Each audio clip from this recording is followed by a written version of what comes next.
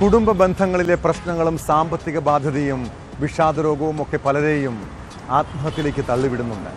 എന്നാൽ ചില വീടുകളിൽ ഉണ്ടാകുന്ന കൂട്ടമരണങ്ങൾ അങ്ങേയറ്റം വേദനിപ്പിക്കുന്നതാണ്. കണ്ണൂർ അഴീക്കോട് അമ്മയെയും 2 മക്കളെയും കിണറ്റിൽ മരിച്ച നിലയിൽ കണ്ടെത്തിയ സംഭവത്തെക്കുറിച്ചാണ് പറഞ്ഞു വരുന്നത്. മീൻകുന്ന് സ്വദേശിനി ഭാമ, മക്കളായ ശിവാനന്ദ്, അശ്വന്ത് എന്നിവരെയാണ് മരിച്ച നിലയിൽ കണ്ടെത്തിയത്. ആത്മഹത്യ എന്നാണ് പോലീസിന്റെ പ്രാഥമിക നിഗമനം. വീട്ടിൽ ഭർത്താവില്ലായിരുന്ന സമയത്തായിരുന്നു നാടിനെ നടുക്കിയ സംഭവം.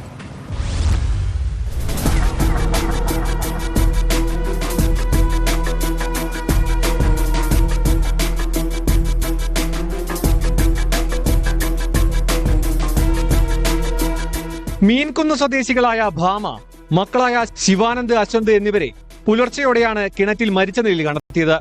13ഉം 11ഉം വയസ്സുള്ള മക്കളെ കിണറ്റിലെറിഞ്ഞതിനു ശേഷം അമ്മയും കിണറ്റിലേക്ക് ചാടിയതാകാമെന്നാണ് പ്രാഥമിക നിഗമനം.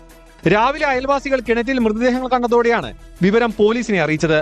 അമ്മ മാനസിക വെല്ലുവിളി നേരിടുന്നതായി പോലീസ് പറയുന്നു. ഇതിന് ചികിത്സ തേടിയിരുന്നതായും ബന്ധുക്കൾ പറഞ്ഞു.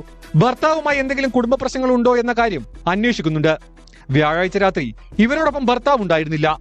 അമ്മയും സഹോദരിയുമായിരുന്നു കൂടെ ഉണ്ടായിരുന്നത്. ആത്മഹത്യാ കുറിപ്പൊന്നും കണ്ടെത്താൻ കഴിഞ്ഞിട്ടില്ല.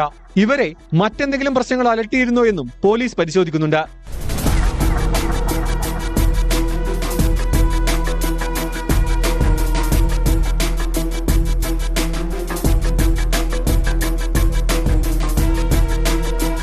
മൃതദേഹം പരിയാരം മെഡിക്കൽ കോളേജിലേക്ക് മാറ്റി. മത്സ്യത്തൊഴിലാളിയായ ഭർത്താവ് രമേശ് ബാബുച്ചാലിലെ വീട്ടിലായിരുന്നു ഉണ്ടായിരുന്നത്.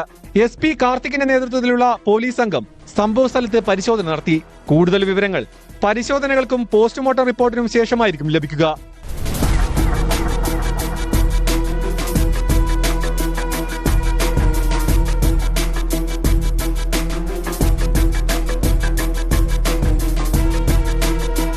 ന്യൂസ് 18 കണ്ണൂർ.